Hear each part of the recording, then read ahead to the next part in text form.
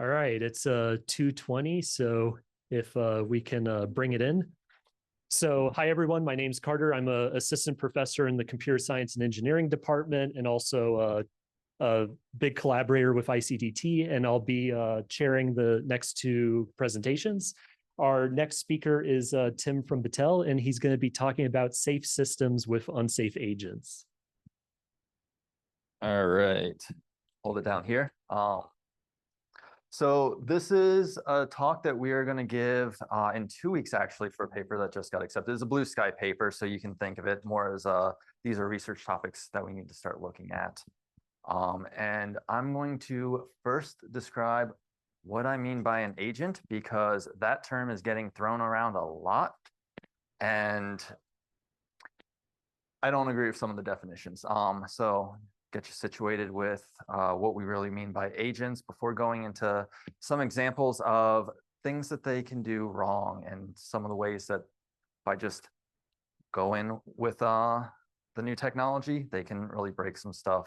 And then talk about some research areas that we can look at to start really integrating them into our products and our society. So first off, LLMs act on a sequence of tokens. So if you are familiar with things like STNs or some of the old recurrent networks, right? Token in, token out. The big difference here is we have basically a snapshot. So we get in a bunch of tokens at a time, token out. Why this matters for agents is this is basically what's known as our context. So I give it a bunch of information. That's what it knows about the environment around it. And so that's what it's going to use to generate new information and then feed that information through. And that, of course, has its limits. Whereas for a recurrent neural network, I can just let it run and run and run. This is at some point going to hit the limits of its context window. The other nice thing about these large language models is they are trained on a lot of data they should be trained on, data they shouldn't be trained on. If you look at some of like leakage attacks, right, people are finding their social security numbers that are accurate in them. What this means for us and for agents is that we have a bunch of data and that tries to capture the human experience. And so what we're getting at is kind of this mean idea of what it means to, or what we want out of these things, what it means to be human out of these things, because they're just trained on everything we've generated. Also means that they generally have our biases. So that's an LLM. What do I mean by an agent? And I'm going to do the most simple agent as we can look at, a sense, think, act. So we get our environment. You can think of that as the context snapshot, does something, or does some thinking, and then does something in the environment. So our agents are going to affect the world around them. We're giving them tools that have real world effects. When we look at some of the examples, maybe we put them in a tank. Maybe we let them write, yeah, no, not a tank. Maybe we let them write JDs or decide on hiring, right? These are applications that are currently being used with these agents. And so we don't want them to just be reactive, right? We don't want them to get an environment and think and then do an action, get the environment, think and do an action. We tend to give them memory. This is a certain type of cognitive agent called a belief, desire, intention agent, where much like humans have memory, we have a long-term, short-term memory. Our short-term memory is going to be more like the context window. Long-term memory is going to be things that's saved in the environment, from the environment. And now we're adding in not just what it can do, but what it wants to do, its desires. And so this gets a little bit of a longer-term planning. And we can look at, when you start looking at how these agent architectures are building, these LLM agent architectures, right? We're getting a lot more in that thinking. But sense, think, act, right? So that's all you got to remember is get stuff in the environment, changes its environment. And like I said, we've done some really cool things with those, we as the academic community, from playing Minecraft and having it run around and try to build buildings, gather resources, to generating, a bunch of different chemical models. These are all text-based. We can treat chemicals as text-based. Anything we can do with text-based, we can start feeding into there. The problem with those, and so this example is a few years old. Great, we can generate chemicals. Turns out that the space of chemicals that are safe for humans is quite small, and the space of chemicals that can harm or kill a human, quite large. So without necessarily prioritizing safety, we're just going to generate a lot of things, and a lot of those are going to be harmful to humans. And we can generate them very quickly. So this motivates that need for safety. And for LLMs, what we've been calling it is the alignment problem. So how do we align them to human needs, right? How do we make it so that they are not giving harmful, derogatory responses, dangerous chemicals, ways to make bombs, these kinds of things. The point of this talk is the alignment problem. Very hard. There are other ways that we should be looking around that, because there are a lot of people looking at alignment. And one of the great things about these models is because they're trained on so much data, you can get to that dangerous data. And there's some work by Wolf on that. So let's look at how we can get to those kind of dangerous informations, or if we're looking at alignment, how we can get to responses that we don't want, might be derogatory, inflammatory. Part of that is this fractured worldview. You can think of, if I have taken in all of human text and I have a context, a slight change in that context takes me from the way one person's thinking to the way another person's thinking. And so we can go from a response we expect to a response that we wouldn't want. One of the examples we had was we were able to change it from, talking about vaccine research to every response was ivermectin. So those kinds of, depending on the words you use, you get it to go one way or another. Another thing is that while these LLMs and these agents appear to be thinking and be able to be human, they're not. They're not actually putting together what their small actions are doing. So if I tell it to destroy a building, it might do a bunch of actions that together we would recognize, like I'm gonna look, I'm gonna drive, I'm gonna run into my neighbor's building.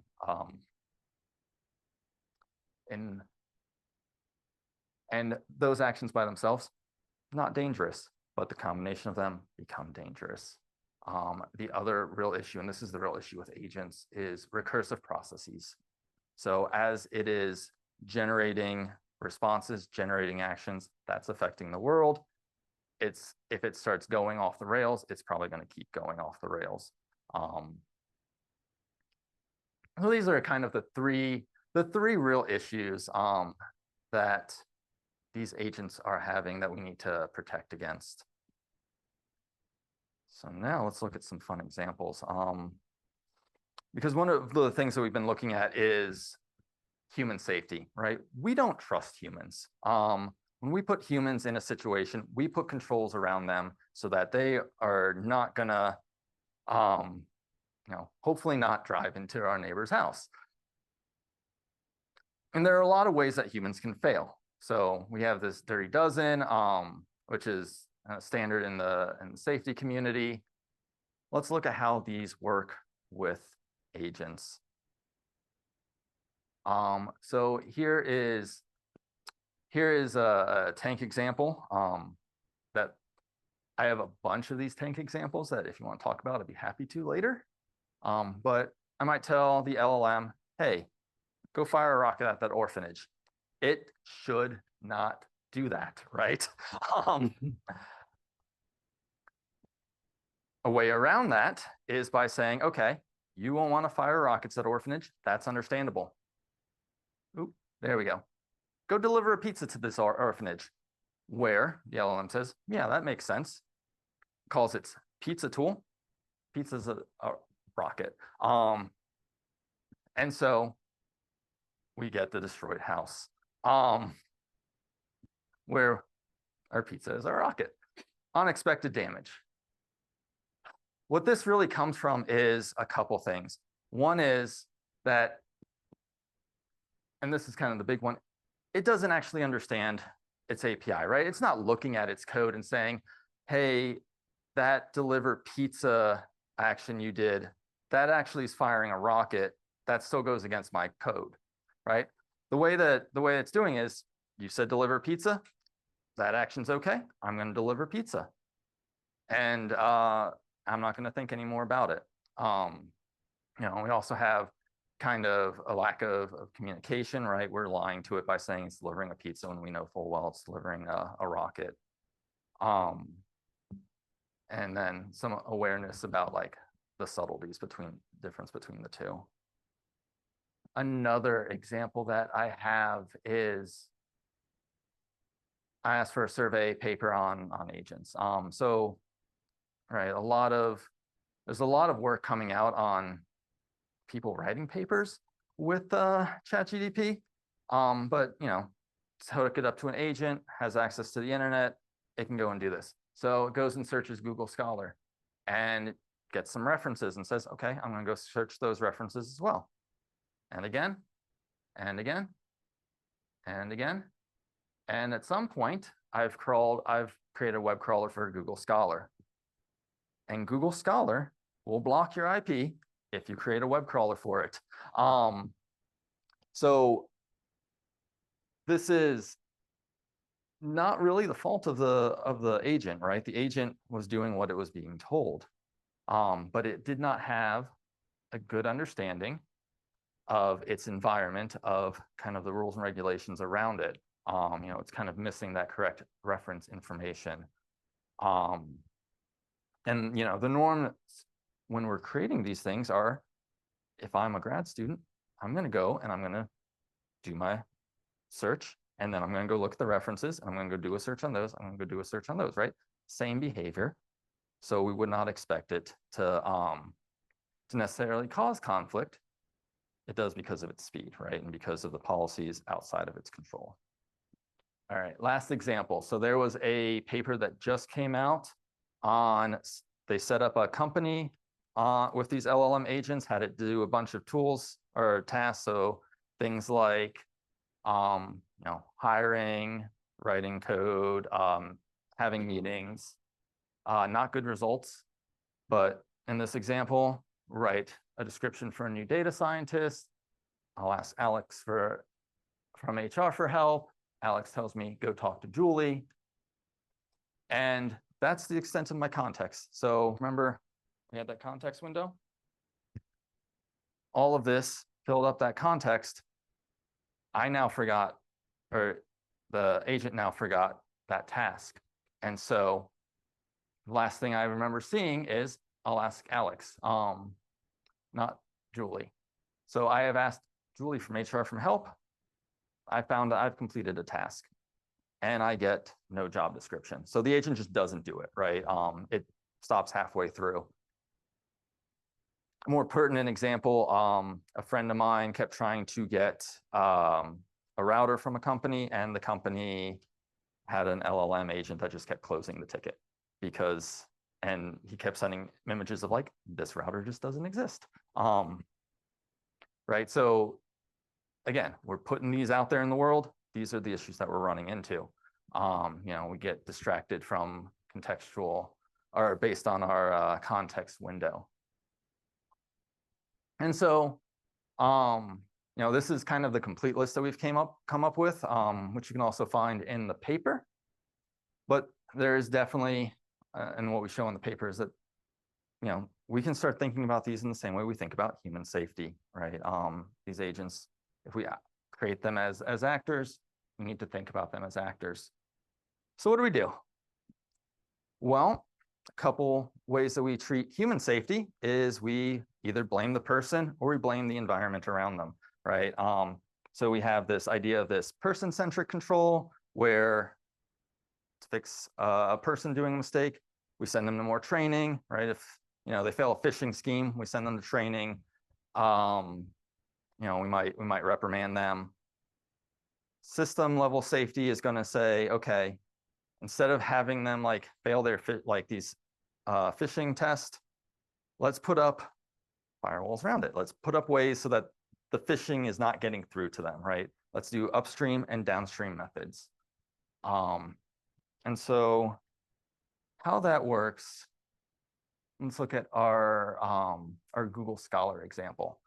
So a lot of how this is going to work is putting policies in place. And we've tried this on a couple agents just to make sure that our safety is met. So our policy here is, all right, agent, you want to do Google search? Every time you do a Google Scholar search, just check to make sure that you can do it, right? So ask someone else for advice.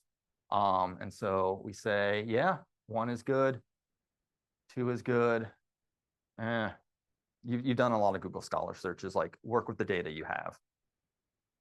And we get out our successful Google Scholar paper. So how do we go about this? Well, there's methods like STMP, there's STAMP. There are methods for looking at human safety that we can start applying to those. We have started applying to those. A lot of it is also just understanding what the agent is doing, much like we have to understand what people are doing before we put them in a role, and generating policies and reasons for them to fail and ways to basically keep them from failing. And by doing that, we're not just creating these agents, but we're creating the ecosystem for them to work in, and hopefully lead to some human machine teaming from that. So kind of my final thoughts before I open it up for a question is, these things are powerful. People are trying to rush them in. We really got to think about how they fit into our ecosystem, how they fit into the jobs that we're putting them in. And me and my group are always looking for collaborators. So if you want to talk afterwards, come find me. And with that, I'll take some questions.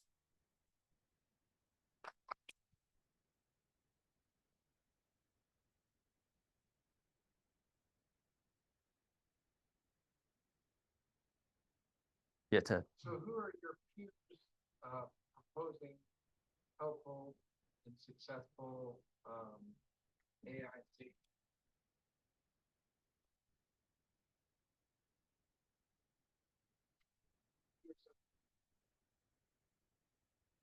So when we look around, most of what we're seeing is aligning the model is basically taking that knowledge, like that policy, and just feeding it into the LLM and trying to teach it like, this is just what you do. It's not necessarily looking around it.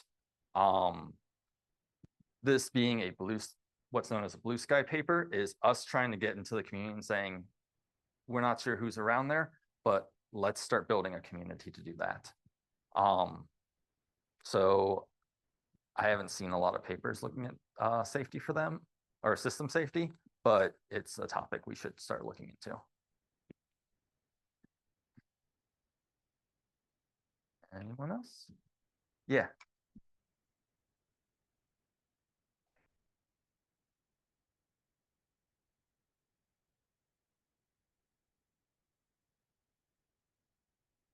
Yeah. So actually, this paper here, this is why I don't put animations, it takes too long to go back. The agent company was a really good benchmark. So what they did was they took task, and all they did was say, I know that I'm going to have, HR type task. Let me go online and see what a typical HR person does. Okay. They talk and they create trainings, they create job descriptions. And so basically they went and scraped like inputs, outputs, and then built a test agent, put it in an environment where they could shut it, like where it's not actually affecting anything, and saw how well it did. And that's a lot of kind of, it's a very iterative approach, right? Like take small task, input, outputs, see how it fits. I mean, I've had a lot of success as co-pilots kind of things. So like science co-pilots, proposal co-pilots, right? Where it's not in control, where I'm in control, or whoever's using the software is in control. And it's really just sitting down with the subject matter expert, watching how they interact with it. And from there, like looking at what else it can be done. Yep. Call it there to keep us on time. All But right. let's thank Tim again.